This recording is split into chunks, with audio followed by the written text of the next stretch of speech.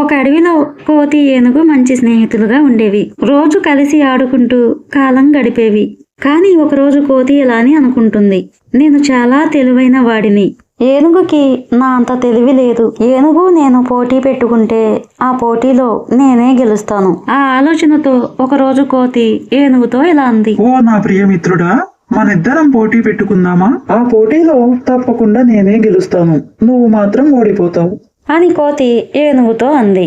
అప్పుడు ఏనుగు ఇలా అని అంటుంది, సరే మిత్రమా, ఏ పోటీ చేయాలనుకుంటున్నావు అని అడిగింది ఏనుగు. మనమిద్దరం చెట్టుపైకి ఎక్కే పోటీ పెట్టుకుందాం. ఆ పోటీలో ఎవరు గెలుస్తారో వాళ్ళే తెలివైన వాళ్ళు. అప్పుడు ఏనుగు నవ్వి ఇలా అని అంది, ఇది నీకు న్యాయంగా ఉందా మిత్రమా? నన్ను ఎలా చెట్టు ఎక్కమనగలవు? నాకు అది అసాధ్యమని తెలిసి కూడా నువ్వు ఆ పోటీ పెట్టావంటే ఏమనుకోవాలి? నా ఈ శరీరంతో నేను చెట్టు ఎలా ఎక్కగలను? అప్పుడు కోతి ఏనుగుతో ఇలా అంది, చూడు మిత్రమా, ఈ పోటీలో నువ్వు గెలవలేనని ఒప్పుకో, నీకన్నా నేనే తెలివైన వాడనని ఒప్పుకో అని కోతి ఏనుగుతో అంది. అప్పుడు ఏనుగు ఇలా అంది, మిత్రమా, మనదొక నిజమైన స్నేహం అయితే మనం ఒకరిని ఒకరు చిన్న చూపు చూసుకోకూడదు. అయినా నేను ఇందులో ఓడిపోవడానికి ఏముంది? నువ్వు రోజు చెట్ల మీద ఎక్కి దూకుతూ ఉంటావు, అది నీ ప్రత్యేకత.